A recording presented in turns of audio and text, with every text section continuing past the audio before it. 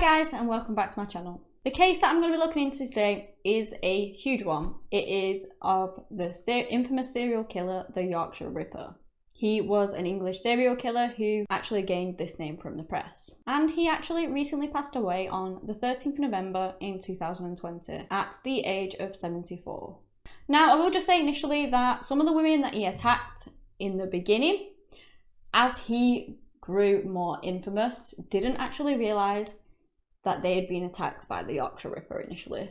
And it wasn't actually revealed until he was caught. But I'm just letting you know that now, because the way I've put them in the timeline, I've put them as he has committed the crime, so it's easier for you guys to follow, and you can see his progression of actually committing these crimes.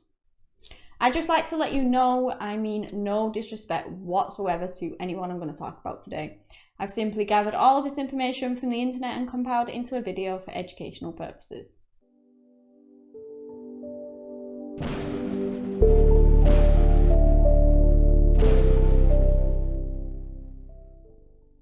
Now, obviously, many of you guys will actually know who the Yorkshire Ripper is. But for those of you who may not know, I'm not going to actually reveal his name until pretty much when he was caught and when the police were aware of who he was. So, the Yorkshire Ripper was born on the 2nd of June in 1946 in Bingley in the West Riding of Yorkshire. His parents, John and Kathleen, brought him up in a very much Catholic home, and as a child he was very much described as this loner. He left school at the age of 15 and he went on to get many different numerous jobs, including a couple of times having a job as a gravedigger in the 1960s. On the 14th of February in 1967, he met a woman named Sonia, and they went on to marry in 1974. Yes, Sonia married what would turn out to be one of the most infamous serial killers, but she literally didn't have a clue. They were a very happy couple for many years, and he really wanted to be a father. After several miscarriages, unfortunately Sonia was told that she couldn't have children. Sonia did actually cheat on him, and this seemed to trigger something in him. It kind of gave him this hatred for women, particularly sex workers, and that might have been what fueled this entire murder spree. Despite that, he never actually harmed his wife. It seemed that instead he took it out on other innocent women. So in 1969, the Yorkshire Ripper was out with a friend in Bradford. He was apparently looking for this woman who owed him some money. Now, some sources say that this woman was a sex worker, some say that she wasn't, so I don't know which one's which. Regardless, they're both driving around in his friend's van, and then suddenly he gets out and he walks up the road until he's out of sight. After a little while later, he returns. He's completely out of breath, like he's just been running, and he gets in the van and he tells his friend to drive away quickly. So basically, whilst he was looking for this woman who owed him money, he came across another woman who was in fact a sex worker. He had actually followed this woman into a garage where he proceeded to hit her over the head with this sock with a rock in it that he'd obviously brought out with him. He intended to use it on someone that night, obviously, because otherwise he wouldn't have made it. But anyway, he couldn't find the woman that he was looking for. Maybe he was supposed to use it on her, but he changed his mind when he found this woman. Anyway, regardless, he hit her over the head with this sock with a stone in it. He hit her that hard that the stone went flying out. It created a hole in the sock and it flew out. Now, whether this was why he quickly then ran away, we don't know, because now he no longer had his weapon to use. So the woman was injured, but she wasn't that badly injured to the point where she couldn't follow him. She followed him to the street and she saw the van that he got into and she took down the license plate. The police came around to his house the next day and he admitted that yes, he'd hit her, but he said that he'd hit her with his hands and not with an actual weapon, premeditated weapon that he'd created. And the police basically told him that he was lucky because the woman, who was a sex worker, she didn't want to press charges and she wanted to leave it at that. In those days, unfortunately, the police really didn't take what sex workers said very seriously as they should have done. And so she just thought that the police wouldn't believe her and just wanted to leave it at that. Luckily, she survived without any lasting damage. Like I said, if this weapon hadn't broken, who knows how far he would have gone. 6 years passed by until the next incident. On the 5th of July in 1975, he committed his second assault. He was in Keighley when he attacked a woman called Anna Rugulski who was walking along down the street. He hit her over the head with a ball-peen hammer, which is a hammer that's used in metal sheetwork. It's got sort of a rounded edge on one side and a flat edge on the other side. He knocked her unconscious due to the brute force of it, and he then slashed her stomach with a knife. A neighbour actually heard the commotion and came out to find out what was going on, and so he disturbed him, and that's when he ran away and he left her alive. I really do believe that his intent was to kill her. She survived the attack, but she needed so much extensive medical treatment to survive the attack. There was so much damage to her skull, and she was left traumatised by the attack, psychologically. In August, he attacked another woman in Halifax. He attacked Olive Smell in the same way. He hit her over the head with a hammer, but this time he slashed her just above her buttocks. Once more, he was interrupted and he fled the scene, leaving his victim badly injured but still alive. As with his attack so far, Olive survived, but she suffered from emotional and mental health issues, including depression. And at the time, none of these attacks were actually linked, and I'm not really sure why. Yes, okay, the first one was done 6 years ago, but these ones were done within a couple of months of each other, by the same means, very similar means, and they were only 15 miles apart. When the women had recovered, they did police sketches of the man that attacked them, and they were very similar. And if the police would have linked these cases, they probably would have seen how similar these were and thought that it was done by the same person. Unfortunately, they didn't. On the 27th of August, he attacked 14-year-old Tracy Brown in Silsden. He struck her over the back of the head. He actually hit her 5 times whilst she was just walking down a country lane. A car actually drove into the lane and the lights were really, really bright, probably because it was so dark. And that startled him. He ran off, leaving his victim to actually require brain surgery. She went on to make a police sketch of her attacker. On the 30th of October, the first victim to actually lose her life in a Yorkshire Ripper attack was 28-year-old Wilma McCann, who was a mother of 4, originally from Scotland, but was currently living in Leeds at the time. She was hit in the back of the head 2 times and then stabbed 15 times in the neck, chest and abdomen. Some of her wounds actually had evidence of reinsertion, which means that her murderer actually stabbed in the same spot sometimes, and we don't know how many times. So maybe she was even stabbed more than 15 times. Who really knows apart from him? This was done within 100 metres from her home, where her 4 children were eagerly awaiting for her arrival home. Her children woke up the next morning to find that the mother hadn't come home, and so they went out to look for her.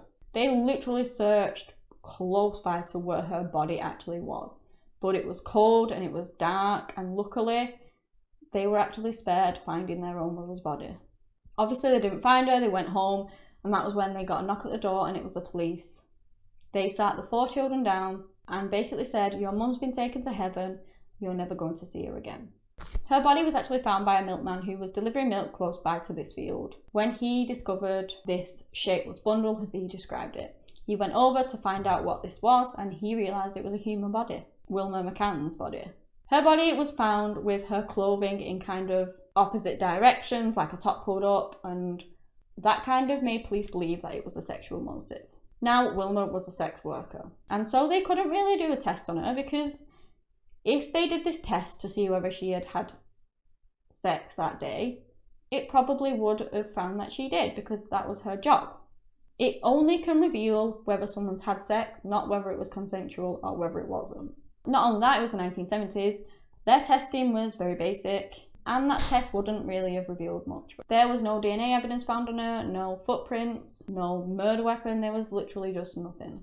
An extensive inquiry was performed, including 150 police officers and around 11,000 interviews, but they failed to find her murderer. I have read as well that years later, one of Wilma's daughters actually committed suicide because she suffered from depression after her mother's murder, and that was a result of it, and it's just so sad. 3 months passed by before they found another body. In January 1996, they found the body of 42-year-old Emily Jackson, who was a married mother of 3. They actually found her identity from a letter that was in a bag. Emily was in financial constraints, with her family, and they were all struggling, and her and her husband had actually discussed, and were fully supporting her as she became a sex worker to try and support her family. She was going to exchange sexual favours for money. The Yorkshire Ripper picked her up outside a pub. He drove her half a mile to some derelict buildings on Enfield Terrace Manor Industrial Estate, and that was where he hit her over the head with a hammer and then dragged her body into the yard, and he began stabbing her repeatedly in the neck, chest and abdomen. He didn't do it with a knife this time. He actually used a sharpened screwdriver, and he stabbed her a huge 52 times with it. He then stomped on her thigh, which left an impression behind of his boot. Now, this murder had so many sort of links with Wilma's that surely it had to be linked, apart from the actual screwdriver that was used instead of the knife. The police also had this vital bit of evidence. They had this boot impression. There were also lots of prints around her body in the mud. So this was kind of the police's first clue as to the identity of this killer. They made casts of the boot and they found out that it was a size 7 workman's boot. Now, this was very popular with manual workers, but it also could have just been his normal pair of shoes that he liked to wear. Like I said, the police had linked these two cases together, and they came to the conclusion that it was probably a hatred of sex workers. With the news spreading of a possible serial killer across England, he was dubbed Jack the Ripper by the media. If you didn't already know, over 100 years ago, there was an unidentified serial killer who is known as Jack the Ripper. He targeted prostitutes, and to this day, his identity was never found out. But this really began to cause confusion amongst people, having two Jack the Rippers, so they began calling him just the Ripper. As it got more nationwide, that's how they then kind of renamed him to the Yorkshire Ripper, because that was where he committed most of his crimes.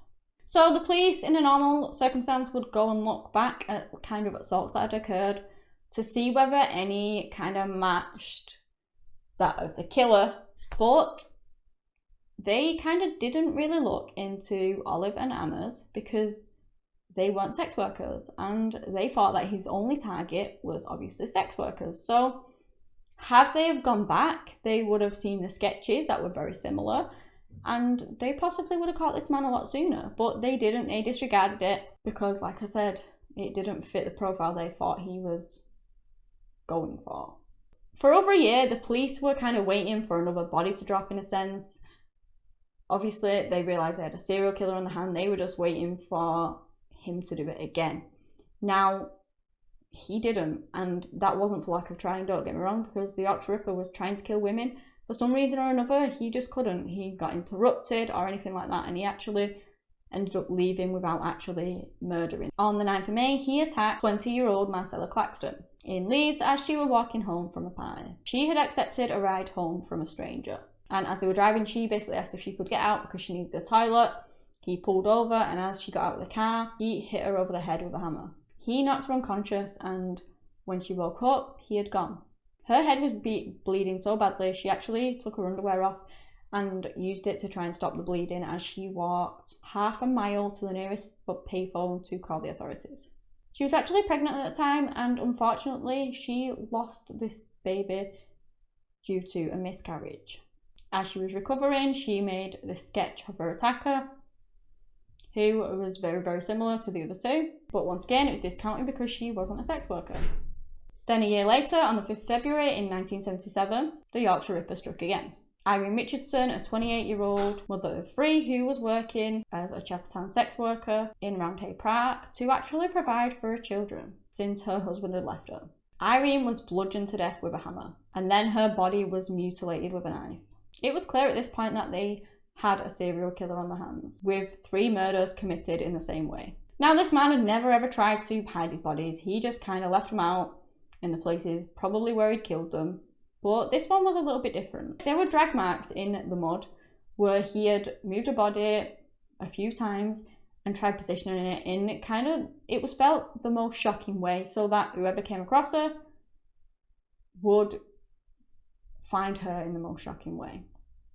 He had pulled her boots off and laid them unzipped underneath her thighs and taken the contents of a handbag and laid them out next to her body. The killer did leave behind a huge clue. He left tyre tracks, which the police found at the murder scene. close by to the murder scene, sorry. It resulted in a long list of possible vehicles. They found 100 different models of car that use this type of tyre, and they drew up a huge list of 53,000 cars in the West Yorkshire area alone. And they would actually contact around 30,000 of these car owners, and they were questioned. But after that, they decided to kind of stop this line of inquiry and put their efforts elsewhere. The Yorkshire Ripper's car was actually on the list of those not yet contacted. So 3 women had been murdered. It was all over the news. It was in headlines all over the country. And that was actually when Tracy Brown came forward, believing that she was actually a victim of the Yorkshire Ripper. This attack was the first known survivor of the Yorkshire Ripper. Obviously, you guys know that he's attacked other people before and they survived, but like I said, they didn't actually link them until after he was caught. 2 months after Irene Richardson's murder, another body was found. On the 23rd of April, 32-year-old Patricia Atkinson, who was a sex worker from Bradford, was found. This was slightly different from the other murders, however, because Patricia was actually found inside her own flat, inside her own bed, whereas all the other girls had been found outside. Her injuries matched the signature of the Yorkshire Ripper, but her head injuries were much more severe than the others. She was hit in the head that many times that her skull was described as a bag of marbles skull. And that meant that when you touched the skin, you could feel all these tiny little bone fragments, thus the bag of marbles skull. The killer left behind evidence once more. He left behind a bloody shoe print on her bedding. And you guessed it, it matched the boot print that was left behind at the second murder of Emily Jackson. This links the 2 murders with actual evidence, pretty much solidifying their suspicions of this serial killer. In the space of 18 months, the Yorkshire Ripper claimed 4 women's lives, and he had left 13 children without a parent. The police were receiving tips from the public. They were making house calls and taking statements. Over 2,000 of them, and over 2,300 house visits, but nothing came of them, and 2 months later, the 5th body was found. On the 26th of June, 16-year-old Jane McDonald's body was found in a playground. It was found by 2 children playing nearby, and this victim didn't really follow his type, if you like. 1, she was not a sex worker. And 2, she was the youngest of his victims by far. This is when it really showed that his victims weren't just sex workers. All women were potential victims of the Yorkshire Ripper. And it terrified the public. They believed that, many women believed that because they weren't sex workers, they weren't his target and they were safe, but they weren't. No one was safe. Less than 2 weeks later, the Yorkshire Ripper attacked another woman that luckily actually got away with her life. Maureen Long, 42 years old, was seriously assaulted in Bradford in July. Now, the attacker was interrupted by a man walking his dog, and he left her for dead. A witness actually misidentified the make of his car, and that actually resulted in more than 300 police officers checking thousands of cars without success, because obviously that wasn't even the correct car that he was using. On the 1st of October in 1977, the 6th body was found, but this time it wasn't actually in Yorkshire, it was found in a graveyard in Manchester. It was 20-year-old mother of 2, Jean Jordan, who was also a sex worker. Her body was actually discovered by a local dairy worker and future actor Bruce Jones, who actually had an allotment near to where her body was. He was actually searching for house bricks when he made the grim discovery. Even though her body was not in the same location as the others, and was quite far away, she had suffered the same trademark injuries of the Yorkshire Ripper, and she was linked to him through that. I do believe that her body was very mutilated and he actually tried to decapitate her. Now, the police did find some vital evidence here in the way of fly eggs. So her body had fly eggs sort of in the wounds all down one side of her body, and these flies like to lay their eggs in the shade. But these were now in direct sunlight, meaning that her body had been moved.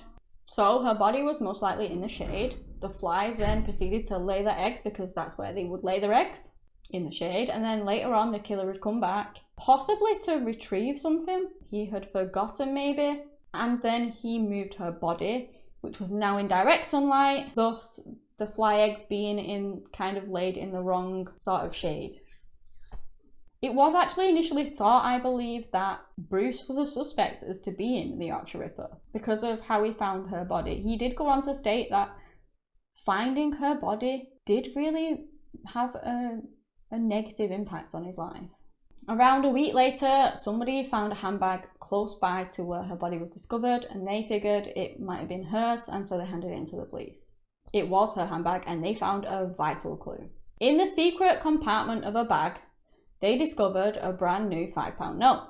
This more than likely belonged to the killer, because obviously he would have to pay these sex workers for the services, but he would never require them because he would murder them, unfortunately, before. And sex workers, knowing that they were targets, were getting more and more suspicious. They still had to do the jobs, they still had to earn their money, but they were terrified, so they were a bit more cautious, and they just wouldn't go with anyone until they paid, because obviously if they paid, they're going to use them. But that wasn't the case, because he would pay them to gain the trust and get them in his car, and then he would unfortunately murder them. So back to the £5 note, the police actually managed to trace it. They traced it to branches of Midland Bank in Shipley and Bingley. They actually did manage to narrow it down to 8,000 employees that kind of could have received this £5 note in their wage packet. Over a period of 3 months, they interviewed 3,000 men, including the actual Yorkshire Ripper himself. But his alibi was strong for that night. Even though he was a killer, he was having this family party where he had been pretty much all night, obviously apart from going out to kill Jean. So they were not suspicious of him. He made sure that he'd been seen with multiple people multiple times, and they basically strengthened his alibi. The Yorkshire Ripper by day was this long haul lorry driver, seemingly this normal man with his wife, and people around him wouldn't really get suspicious of him because when he was gone for hours, well, that was his job.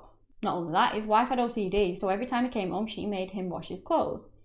So if he'd gotten blood on his clothes, it wouldn't be suspicious of him coming home and stripping down straight away, because that's what his wife wanted him to do.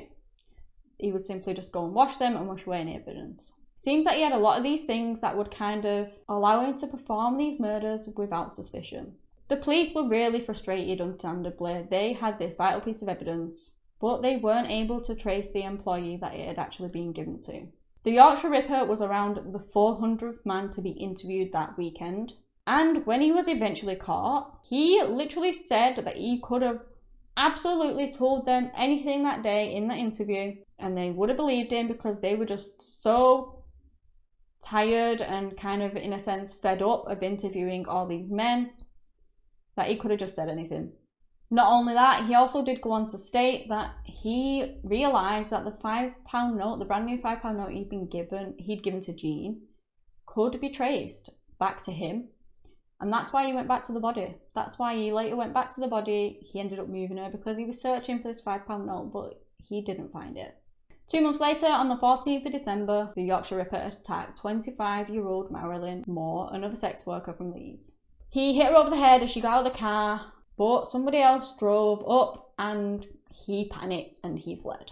She survived, and she provided the police with a description of her attacker.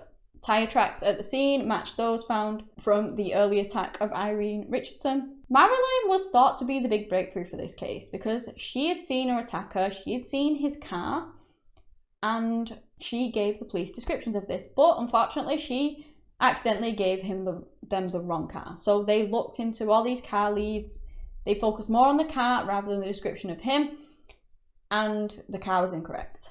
Not only that, she began blaming all these different men, saying that he was the Ripper, and so police lost faith in her because she began lying, and they basically disregarded her evidence.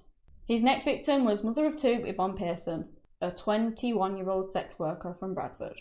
Her body wouldn't actually be discovered until 2 months after her murder. This would end up being the 8th body that was actually found, but in his timeline it was actually his 7th victim, because his next victim was found before Yvonne's body was found. He repeatedly bludgeoned her in the head with his ball-peen hammer, to the point it almost had 100 different pieces. And then he jumped on her chest with his knees, using all of his body weight to crack her bones even more. He then stuffed horsehair in her mouth from this discarded sofa, under which he would then hide her body near Lum Lane. He would later confess as to why he'd actually shoved this in her mouth. It was because as he was killing her, somebody was close by and she was still making noises, so he shoved this in her mouth to keep her quiet. 10 days later, he killed Helen Riker, an 18-year-old sex worker from Huddersfield. He hit Helen in the head 5 times as she got out of his car. He stripped most of her clothes from her body before repeatedly stabbing her in the chest. Her body was found 3 days later in a timber yard, which is where he had driven her. Before Yvonne's body had actually been discovered, the police got a letter. It had a Sunderland stamp on it, and it was addressed to the lead investigator in the Yorkshire Ripper case, George Oldfield. The letter read,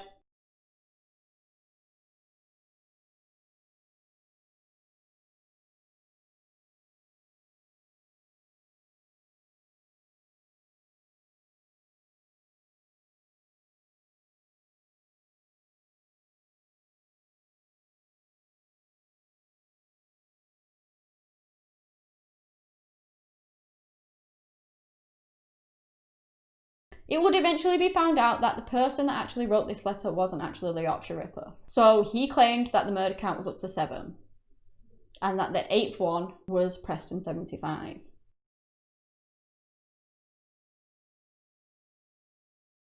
Now, the 8th murder would have actually been Yvonne's body, so that was incorrect straight away. Why would he not mention Yvonne?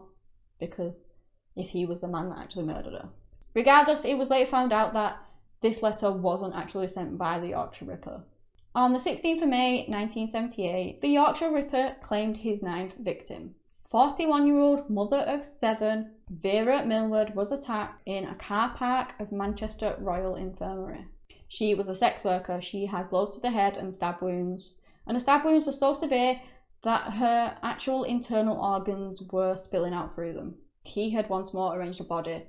Her unzipped boots along the back of her thighs. He had placed paper over her head, and her clothes were placed in a way to suggest a sexual assault. But it was believed that he didn't actually sexually assault them. Police began checking red light districts. They started taking down the registration plates of all the cars that drove through, and they would interview them. Basically, if they saw kind of this reg quite often, they would kind of interview them, because obviously the Yorkshire Ripper was picking up sex workers from the red light district and killing them. So that was where their line of inquiry was going. Unbeknownst to them, they did actually once more interview the Yorkshire Ripper. He basically said that the reason that he was caught kind of in Bradford so much was that that was the route he used to go home. But police weren't really satisfied with that, and they did schedule another interview. Before the interview could be done, it was cancelled because they discovered the 10th body. Almost a year since the last murder, on the 4th of April 1979, they discovered the body of Josephine Whittaker. She was a 19-year-old building society clerk who was walking home after a visit with her grandmother. She was attacked on Seville Park in Halifax. Once more, she was not a sex worker, which kind of worried the police drastically. So they were posting these police, obviously, at the red light district, taking down the registrations number. They believed that maybe they actually scared him off. That was where he was picking up his victims, and so because they were there, because he didn't want to get caught, they thought that they may have pushed him into targeting other women instead. Josephine had been hit in the head with a hammer, and she had been stabbed 25 times with a screwdriver in her neck and chest. Not only that, she had a bite mark on her breast, and they rightly assumed that it was made by the killer, and it showed that he had a gap in his teeth, which was huge for them. He also left behind his size 7 boot print in the mud, but there were a few footsteps in this mud, and the detectives actually noticed something, that his right foot the right boot seemed to be more worn down than the left boot. And this was often a case in sort of long haul drivers, because they would, as a job, because they would drive around that often, and mainly their foot, the right foot, would be on the accelerator, and that's why that foot wore down more than the other one. So had the police just found out what the Yorkshire Ripper's occupation was? Suddenly, out of the blue, George Oldfield received this voice tape from the Yorkshire Ripper himself, apparently. I'm Jack. I see you are still having no luck catching me. I have the greatest respect for you, George. But Lord, you are no nearer catching me now than 4 years ago when I started. Well, it's been nice chatting to you, George. Yours, Jack the Ripper.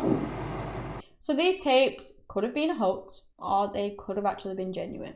So they decided to look into these tapes. George really did believe with all of his heart that this was the Yorkshire Ripper. They went on to play these tapes literally everywhere, hoping that somebody would recognise the voice and come forward. This man had a northeast accent, and they would then go on to re-interview many men once more, including the Yorkshire Ripper himself. He kind of went in this interview with not very much suspicion on him and came out with a little bit more suspicion on him, because he gave very short answers. He seemed very agitated and snappy at the officers, but they also realised that at this point they'd interviewed this man 5 times now, and he was probably just getting fed up of them, interviewing him for the Yorkshire Ripper case 5 times, so they could really understand why he was acting all snappy. One of the police officers, however, did feel that there was more to it, and that was PC Lapshu. He noted that this man looked remarkably like the police sketches that they'd gotten off the victims over all the years.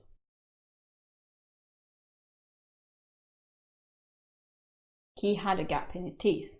He had size 7 shoes. He worked for one of the companies that they'd narrowed down for the new £5 note, and he was a long-haul lorry driver.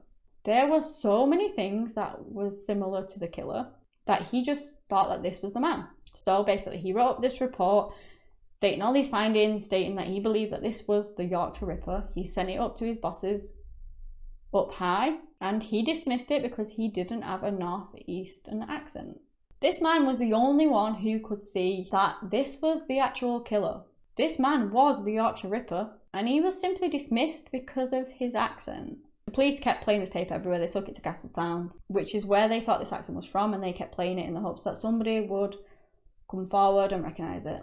No one recognised the voice on the tape. Tracy Brown was playing this tape. She heard the voice and she told them, "That's not the Yorkshire Ripper. That is not the man who attacked me." The man who attacked her had a very strong Yorkshire accent, but police simply dismissed her. They were that focused on these tapes. He really, really believed that these tapes were the key, and they actually weren't. With all this going on, they were still doing the sort of registration plates in the red light district, and what they didn't actually know was that they had caught the killer and written down his registration number twice in Leeds, once in Manchester, and a massive 36 times in Bradford. They brought him in again once they did realise that he'd been caught 36 times in Bradford, red light district. The man that made the initial report saying that this man was the Yorkshire Ripper was the man who interviewed him. He really thought it was the correct man. Everything seemed to fit. So he made this second report, and he was very insistent that this was the man. He kind of wasn't going to take no for an answer this time. It was looked into. They looked into his criminal background, and it came back that he had a criminal record for going out equipped for theft. And that basically means so he went out, he was looking to steal something equipped with a weapon. Now, they never actually told the officers what this weapon was, because if they had, they would have revealed that it was a hammer. And this would have kind of solidified even more that this man was in fact the Yorkshire Ripper. But they didn't, and yet another body was found. 5 months passed. On September the 1st, 20-year-old Barbara Leach, a Bradford University student, was his 11th victim. Her body was dumped under a pile of bricks. She'd been murdered literally outside of her own front door. With blows to her head, she had 8 stab wounds to her neck and chest, but she was also not a sex worker. This would be his 16th attack in total.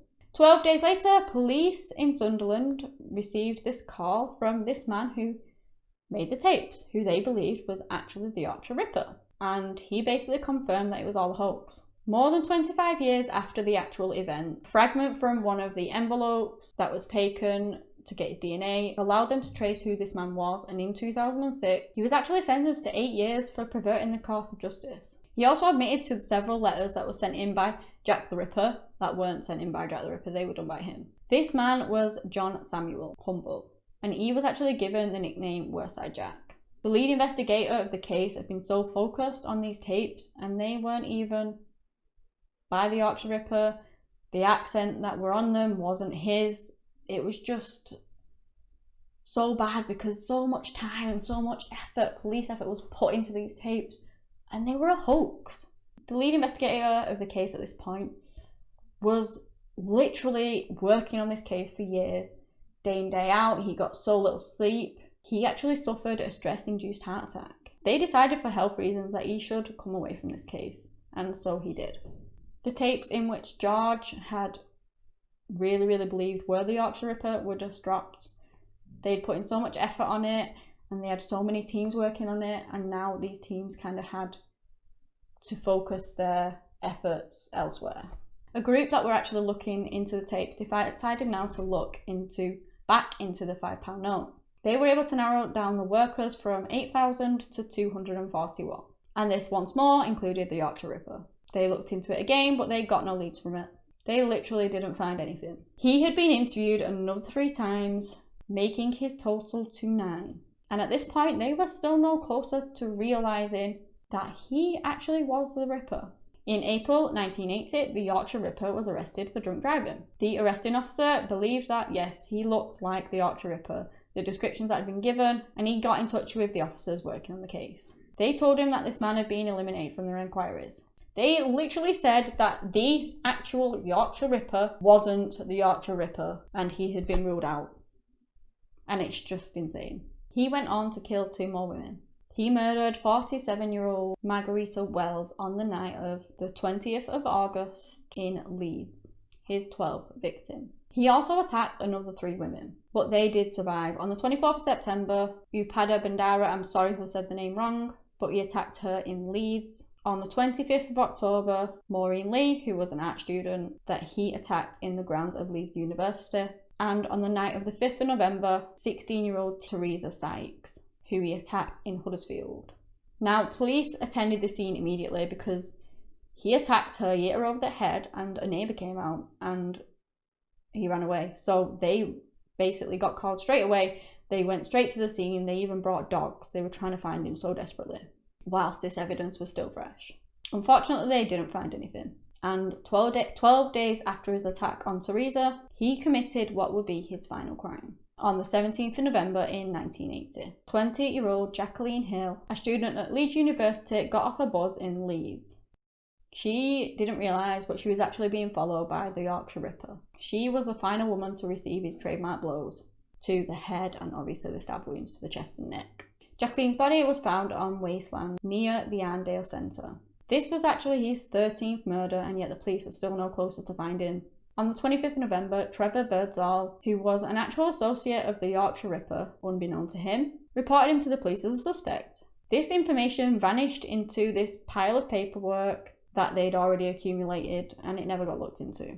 On the 2nd of January 1981, the police were still performing these registration checks, obviously across the red light district, when they came across a car that was suspicious. They entered it into the system and they found that the plates didn't match the model and the driver didn't match the owner. They asked him to step out of the car so they could obviously arrest him for false license plates. That was when the officer turned his back for a few moments and this man tried to slip away. When he turned back, he obviously shouted him and this man came back and he said, "Sorry, I just needed the toilet, but I'll wait until we get to the police station." They thought he was suspicious because obviously of all this, but he also matched everything to do with the Yorkshire Ripper. They thought that maybe they had finally caught the Yorkshire Ripper. They kept him overnight until the next day when the Ripper team would come in and interview him. They obviously re-interviewed him and everything did seem to match, but they didn't have any evidence to say that he was the Yorkshire Ripper, and so they had to let him go. This was when the arresting officer remembered that this man did slip away for a few minutes, so he went back to where he'd arrested him, to where the man slipped away, and that was where he found a hammer. There was a bit of conversation as to who it could belong to. He was saying that it could belong to the handyman because there was an oil tank at the side of where it was. And that's when I stood on the wall and shone the torch down and said, well, the hammer might belong to him, but who does the knife belong to? The person we'd arrested was the man who was commonly known as the Yorkshire Ripper. They had found the Yorkshire Ripper's signature weapons that was used to murder 13 women. And it was at that point that they finally knew that they had caught the Yorkshire Ripper. They arrested him and they told him what they'd found. And he just basically confessed to the fact that yes, he was the Yorkshire Ripper. His name was Peter William Sutcliffe and he was 35 years old at the time. They went on to search his home and they found even more evidence. They took the clothes that he was wearing into evidence, and that was kind of when his motive became clear in their eyes. Under his pants he had a V-neck jumper that he'd put on over his legs, and where the V was on the neck was where his genitals was, and it kind of left them all exposed. This was when they realised that he didn't actually sexually assault his victims, leaving behind precious DNA that could have got him caught, but they realised that he would move away from the scene and then sexually please himself over what he'd done, and that his motive was actually sexual based like they had assumed initially, even though after all this time they thought it wasn't, because they didn't believe that he'd actually sexually abused any of his victims. Peter maintained that his acts weren't sexual and that he was carrying out God's wishes. He said that as a gravedigger, he was kind of fascinated by this Polishman's headstone, and that was when he heard a voice, God's voice, giving him a mission to eliminate prostitutes from the world by murdering as many of them as he possibly could. Peter Sutcliffe went to trial, and a crowd of 2,000 people would accumulate outside each day. He did plead not guilty, but he pled guilty to manslaughter on diminished responsibility. He didn't say that he was responsible because in his eyes, he said he was carrying out God's wishes. As you can imagine, that didn't hold up, and he got found guilty of all 13 counts of murder. He was given 20 life sentences and a whole life tariff. After trial, he was actually diagnosed with paranoid schizophrenia, but any attempts to put him in a psychiatric unit were blocked. Now, Peter was attacked a fair few times in jail as he served his time. The first of which, he was stabbed in the face with a broken coffee jar, and it resulted in him requiring 30 stitches. He was then sent to Broadmoor Hospital, which was the psychiatric hospital that they've been trying to get him in for so long now. And after being there for just 1 week, he was attacked again. The inmate actually tried to strangle him with a headphone cord. He was attacked again with a pen that actually blinded his left eye and caused severe damage to his right. In 2007, 10 years later, he was attacked with a knife, who was actually trying to blind his other eye but missed and caught his cheek instead. In December of 2015, Peter Sutcliffe was assessed as being no longer mentally ill. In August 2016, a tribunal ruled that he no longer required clinical treatment for his mental condition and that he could be returned to prison. Peter was reportedly to have been transferred from Broadmoor to Franklin Prison in Durham in August 2016. On the 13th of November in 2020, Peter Sutcliffe, the Yorkshire Ripper, one of the most infamous serial killers, died in hospital at the age of 74. He reportedly had coronavirus, and he also had these underlying health problems, with having been treated for a suspected heart attack a few weeks prior to his death. In letters to a pen pal, Peter actually wrote about his fears of catching coronavirus, but when he did actually catch it and when the end came, he seemed to just accept his fate, it was said. He did sign do not resuscitate orders, and when his lungs actually began to fail, he kind of refused any treatment and any medical intervention, with one source saying it was as if he wanted to die.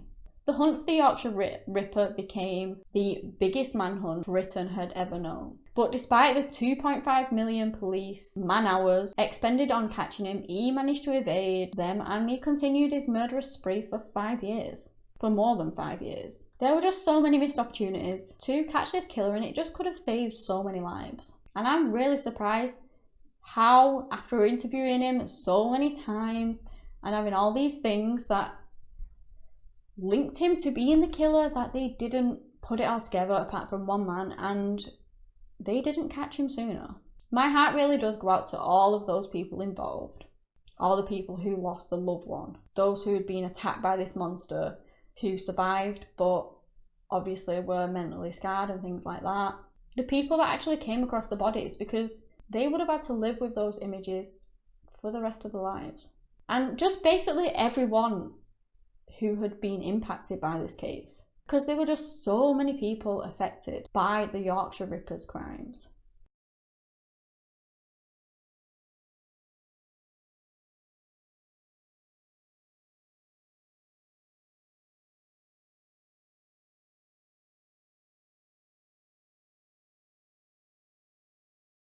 If you guys have any suggestions you'd like me to look into, please do let me know and I'll look into them for you. Please give this video a thumbs up if you enjoyed this video and subscribe to my channel for similar content. Anyway guys, that's all I have on the infamous killer, the Yorkshire Ripper. Thank you so much for watching, and until next time, bye.